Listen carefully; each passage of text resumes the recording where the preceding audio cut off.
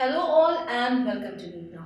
NEET now में last lecture में हमने देखा था लिविंग वर्ल्ड की जो शुरुआत की थी कि what is living, what are the defining properties of living. अगर मिस हो गया है आपसे, मैं लिंक दे रही हूँ, आप चेक कर सकते हैं। आज जो हम पढ़ने जा रहे हैं वो है बायनोमियल नोमेनक्लेचर के बारे में। ठीक है, व्हाट इज बायनोमियल नोमेनक्लेचर, ये कैसे आया, क्या है। देखिए, सबसे पहले तो समझ लीजिए कि हमारे पास amazing diversity of animals, of plants, organisms एक तरीके से बहुत ज़्यादा है। अब हर एक चीज़ का नाम जो है वो डिफरेंट होगा, तभी आप डिफ्रेंशिएट कर पाएंगे। हम जैसे जैसे आगे बढ़ेंगे, हमें अभी तक 1.7 टू 1.8 मिलियन स्पीशीज पता है, इतनी प्रजातियां पता है। अब इन सबके नाम अगर एक जैसे होते तो इतना ज़्यादा कंफ्यूजन होता, हम कैसे याद रखते। अब जैसे फॉर एग्जाम्पल हिंदी में हम जानते हैं फूल आपका गुड़हल, इंग्लिश में हिबिस्कस भी कहते हैं, चाइना रोज भी कहते हैं। तो इस तरीके से अगर मैं देखूं, कोई अगर बात करे चाइना रोज की, कोई बात करे हिबिस्कस की, बात हो रही है एक ही प्लांट की, लेकिन स्टिल इट इज डिफरेंट क्योंकि मुझे मीनिंग नहीं पता है। तो ऐसे में अब जैसे हर एक कंट्री अलग अलग होती जाएगी। जैसे फॉर एग्जाम्पल हम इंडिया में है, कोई और इंग्लैंड में है, कोई और अमेरिका में है, तो वहाँ की जो लोकल लैंग्वेज है उसमें शायद एक ही चीज़ को कुछ और कहा जाएगा जो मैं कुछ और समझती हूँ। लोकल लैंग्वेजेस का एग्जाम्पल लेते हैं। ठीक है, हम नमक कहते हैं, ठीक है, सॉल्ट को हम हिंदी में आमतौर से किचन में पाए जाने वाले सॉल्ट को हम हिंदी में नमक कहते हैं। मराठी में मीट कहते हैं, ठीक है, ठ से ठठेरा वाला मीट कहते हैं। और वही आप साउथ इंडियन लैंग्वेजेस की तरफ जाएंगे तो कहीं उप्पू, कहीं उपम, इस तरीके से अलग अलग चीज़ें कही जाती हैं। बात एक ही चीज़ के बारे में हो रही है लेकिन नाम अलग अलग है। तो ऐसे में साइंटिस्ट ने सोचा कि अब जब इतनी ज़्यादा डाइवर्सिटी है तो हर एक का कोई सिस्टम होना चाहिए जिससे नाम हम स्पेसिफाई कर सकें, जिससे कोई एक नाम ऐसा जनरेट हो जो पूरी दुनिया में समझ में आए। तो इसी तरीके से हम लोग धीरे धीरे करके over a period of time एक पर्टिकुलर नामों के सिस्टम तक आए। ठीक है, अब यहाँ पे जो नाम है वो ICBN, ठीक है, और ICZN के नाम से है। ICBN जो है आपका, वो है आपका बॉटनी का, यानी कि आपके प्लांट्स की नेमिंग करता है, और ICZN जो है आपका, वो आपकी जूलॉजी का है, यानी कि आपकी एनिमल्स की नेमिंग करता है। क्लियर? तो ICBN क्या स्टैंड करता है? इंटरनेशनल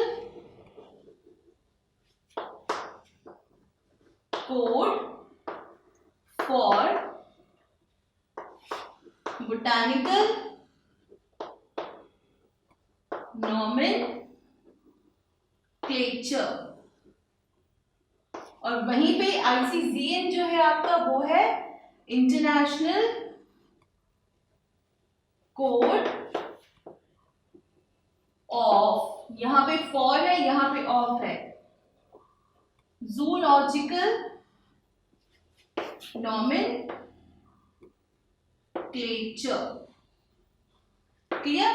यानी कि ICBN हो गया आपका international code for botanical nomenclature, और ICZN हो गया आपका international code of zoology nomenclature. For और ऑफ का डिफरेंस है। अब ये जो नेमिंग है, ये नेमिंग कब की जा सकती है? देखिए, कुछ सेट्स हैं, कुछ सीरीज ऑफ स्टेप्स हैं जो आपको फॉलो करने हैं।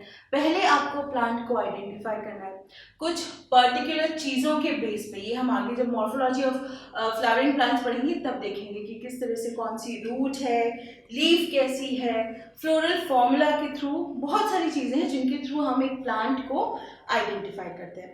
तो वो आइडेंटिफिकेशन के बाद बहुत सारी स्टेप्स हैं जिसमें आपकी क्लासिफिकेशन भी आती है, नोमेनक्लेचर भी उसी का पार्ट है।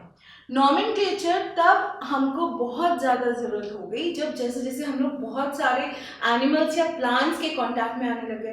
पहले अगर हम अपने गार्डन में चल जाए, आपके गार्डन में कितने प्लांट्स होंगे? 50, 150, 250, 350, इससे ज़्यादा तो नहीं होंगे।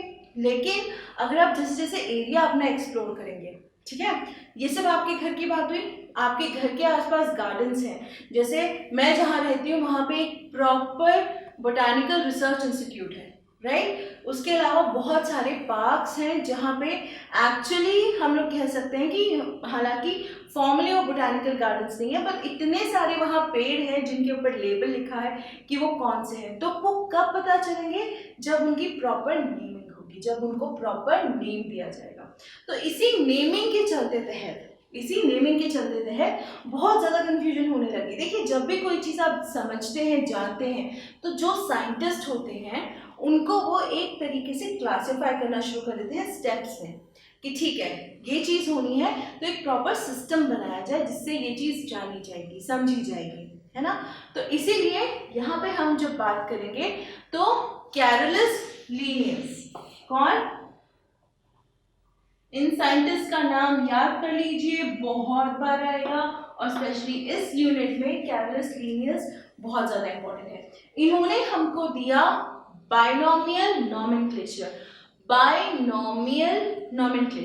नॉमेनक्लेचर की डेफिनेशन आपने केमिस्ट्री में भी पढ़ी होगी, नेमिंग प्रोसेस, राइट।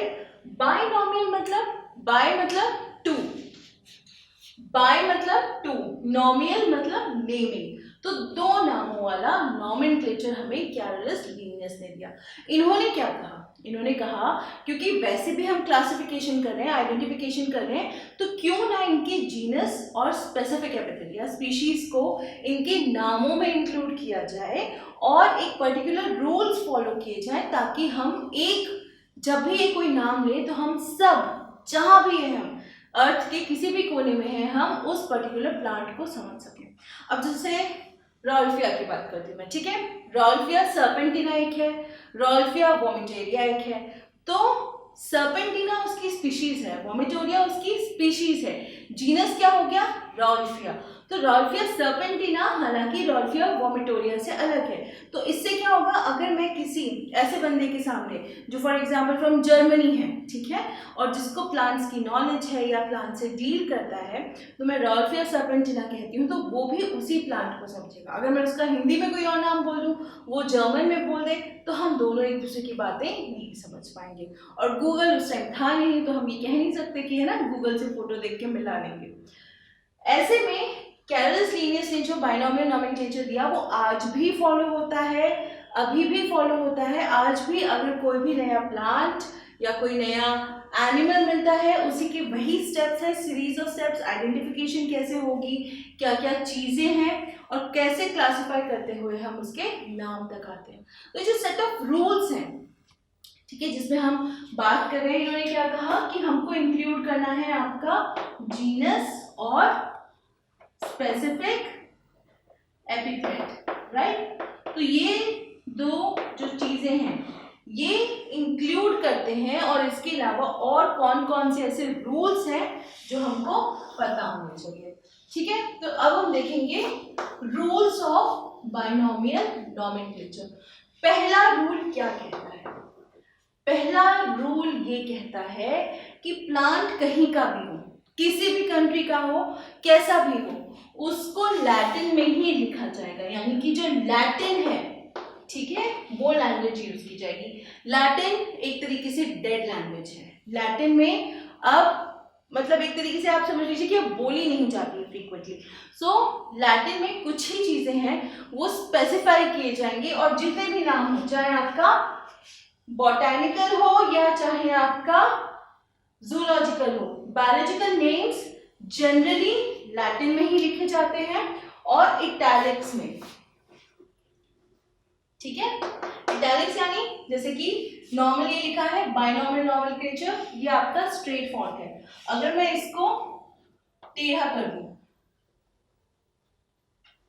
ठीक है, तो ये हो गया आपका इटैलिक्स, यानी कि थोड़ा सा टिल्टेड फॉर्म। तो जो भी आपके नेम्स होंगे, जैसे भी आपके नेम्स होंगे, चाहे वो दोनों में से किसी को भी बिलोंग कर रहे होंगे, वो आपको लैटिन में लिखने होंगे इररिस्पेक्टिव ऑफ देयर ओरिजिन, और इटैलिक्स में ही लिखने होंगे।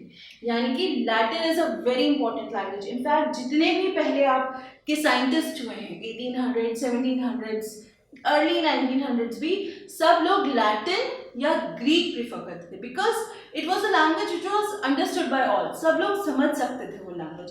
तो लैटिन में या फिर इटैलिक्स में आपको लिखना है जो भी आपका नाम होगा, ठीक है। सेकेंड, पहला नाम जो होगा वो होगा जीनस। जैसे मैं यहाँ पे एग्जांपल जो आपकी बुक में दिया हुआ है मैंगीफेरा इंडिका दे रही हूँ, ठीक है। तो जीनस और specific epithet, genus and specific epithet दोनों होने चाहिए।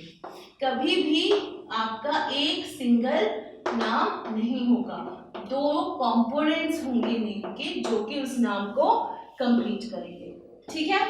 Moving on to your next which is the third rule. Third rule ये कहता है कि जब भी आप नाम लिखेंगे, अगर आप हैंड रिटन है यानी कि हाथ से लिख रहे हैं तो आप नामों को अंडरलाइन करेंगे सेपरेटली, यानी कि बीच में गैप होना चाहिए। और अगर आप प्रिंटिंग कर रहे हैं, जैसे मैंने यहाँ लिख के दिखाया है, तो वो टिल्टेड फॉर्म में रहेंगे। तो जब हैंड रिटन होगा तो आपको क्या करना है, अंडरलाइन सेपरेटली, राइट। और जब आपका प्रिंटेड है like in books and all, तब वो आपका रहेगा इटैलिक फॉर्म में, clear. So this is your third rule. Moving on to last rule. Last rule सबसे इजी है। जीनस का जो फर्स्ट लेटर होगा, ठीक है, जीनस का फर्स्ट लेटर वो हमेशा कैपिटल होगा, या फिर जिनको ब्लॉक लेटर्स भी कहा जाता है। और वहीं जो स्पेसिफिक एपिथेट है सेकेंड पार्ट, वो हमेशा स्मॉल में लिखा जाएगा। Specific epithet will be second वाला, और इसका भी फर्स्ट लेटर इनफैक्ट जो हम बात करें ये स्मॉल अल्फाबेट में लिखा जाएगा, ठीक है। तो ये 4 रूल्स हैं जो कि हमको कैरोलस लीनियस ने दिए कि कभी भी जब भी कोई नेमिंग होगी तो ये 4 रूल अप्लाई होंगे और ये फॉलो करने। इसके अलावा कॉमा देके ऑथर का जो नाम है वो भी एब्रीविएटेड फॉर्म में लिखा जाएगा। कौन से फॉर्म में, एब्रीविएटेड यानी कि स्मॉल फॉर्म में। तो जैसे कि मैंगीफेरा इंडिका जो है आपका वो कैरोलस लीनियस ने दिया था, तो लिन जो है उनका शॉर्ट में लिखा गया है। तो एक बार हम फटाफट रिवाइज करते हैं कि हमने बाइनॉमियल नॉमेनक्लेचर में क्या देखा। पहले तो किस तरीके से हम उस पर आए कि इतनी सारी स्पीशीज हैं, कैसे पहचानेंगे, क्या करेंगे। तो हम लोगों ने एक तरीके से हेल्प ली कि क्या किया जाए, कैसे सेट ऑफ रूल्स हो। तो वो रूल्स बने बाइनॉमियल नॉमेनक्लेचर। किसने दिया, कैरोलस लीनियस ने। इन्होंने 2 कंपोनेंट का नाम बनाया, पहला जीनस, दूसरा स्पेसिफिक एपिथेट। रूल्स क्या है, नाम जो है वो लैटिन में रहेगा और इटैलिक्स में लिखा जाएगा।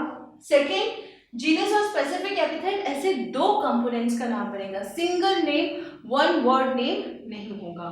नेक्स्ट, हैंड रिटन जब होगा यानी कि हाथ से जब लिखा जाएगा तो हम उसको अंडरलाइन करेंगे।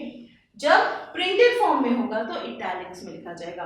यहाँ पे अंडरलाइन में एक चीज बहुत इंपॉर्टेंट है कि सेपरेटली यानी कि इन दोनों के बीच में गैप होगा, सिर्फ वर्ड को अंडरलाइन करना है, कंटिन्यूअस अंडरलाइन नहीं करना है।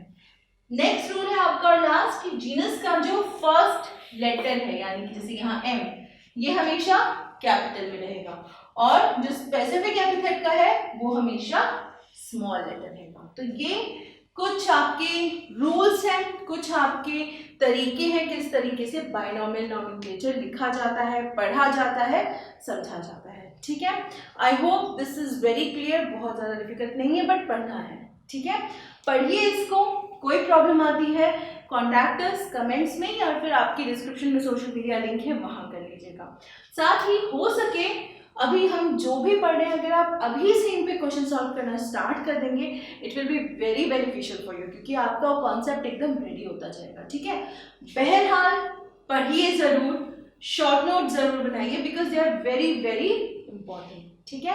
Also subscribe to the channel क्योंकि कंटिन्यूसली हम लोग लेक्चर्स अपलोड कर रहे हैं, हम बातें कर रहे हैं नई नई चीज़ों की, हम बात करें क्लास 11 की पोर्शन की। So just get ahead, get us, let us in fact एक तरीके से फिर से अपनी जो जर्नी है वो स्टार्ट करते हैं नीट 2021 की, इवन बोर्ड एग्जाम्स की, ठीक है। सो फटाफट पढ़ लीजिए, कोई प्रॉब्लम आए लेट अस नो, ठीक है। सो फटाफट start reading, stay safe, mask पहनिए, सैनिटाइजर यूज करिए, stay connected and take care.